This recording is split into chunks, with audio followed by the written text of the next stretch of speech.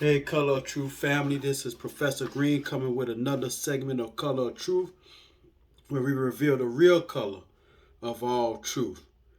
Coming from the Savannah, Georgia Black American series, which is a great book. You can pick this up.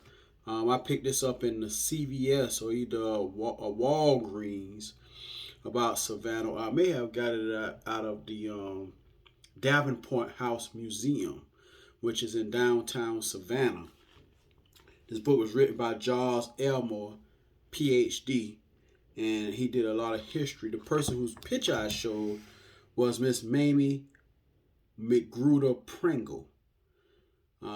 Miss Mamie McGruder Pringle married Duncan Pringle and was a graduate of Atlanta University, where she was a classmate of James Weldon Johnson and Robert W. Gaston in the 1890s. Now, I went to Gaston Elementary School, which is on May Street, and it was called the Robert W. Gaston Elementary School, which was a great school when I went in my pre-K and preschool years. It has a lot of different great activities and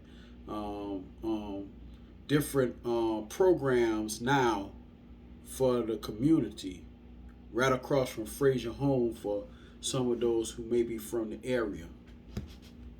She wrote for the independent newspaper in Atlanta, published by Benjamin Davis, was a pioneer black social worker in Savannah, and mentored Gertrude Green.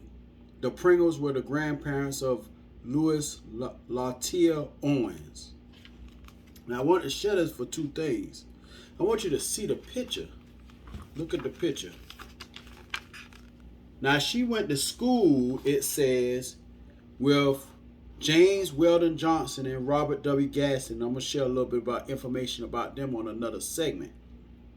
In the 1890s. Now, the reason why I want to point that out is look how she's dressed. No tattered or worn clothing. Like the myth or the fallacy is that, we had this deplorable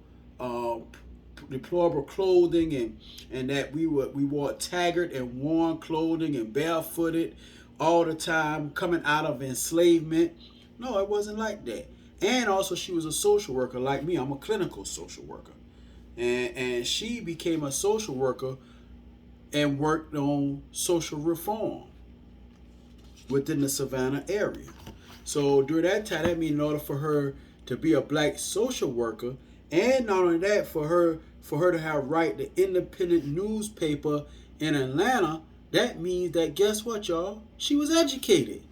Yeah, she was educated. So for those of you who don't know, and that's not for the ones that know this, it's for those who may believe that people coming out of enslavement were not intelligent and did not know how to read or write. Not all people were illiterate. A lot of individuals were well educated, even if they stood by the slave owner's door and took, and a good movie that depicts that is The Banker. I'm going to talk about The Banker. You need to watch that with Samuel L. Jackson in it. And I forget the other dude that played on the Avengers, the other black guy. But most of our individuals were very well read, very well educated. When I talk about the meaning of a watch night, I do a presentation on the meaning of watch night and how it was classified as the day of heartbreak until the Emancipation Proclamation was signed. And guess what? There's an image of a guy reading it in the newspaper, straight out of enslavement, or during the time of enslavement. He was reading about it in the newspaper. Now, the other interesting thing is, and I'm going to talk about him a little bit more in depth later on, but this is Mr. Duncan Pringle. This is Mr. Duncan Pringle. And I'm gonna share a little bit about Mr. Duncan Pringle, who she married. But guess what? This is his grocery store. That's him behind the counter. See, a lot of this stuff is not archival. Even though it's archival, you got to dig it up and find it. But this stuff is recorded.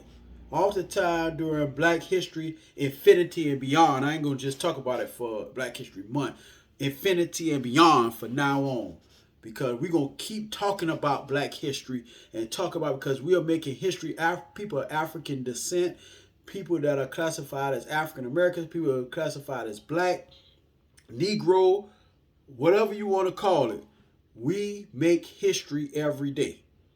So, and another thing what I want to say too is start to archive your family members. Don't let these individuals who are 70, 80, 90 years old get away with information. There's an African proverb that say that when an elder dies, a library is burnt to the ground. Start to record. Do your ancestry. Start to record. You might find that somebody that look like you, or somebody that you think that you are connected to, or a family member, they did something that you are doing now, way back in the 1600s, 1800s. So I just wanted to share that about Miss Mamie McGruder Pringle.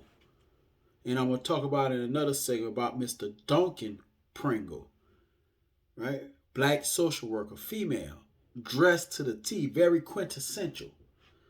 Yeah, not everybody walking around barefooted with torn and ragged clothes.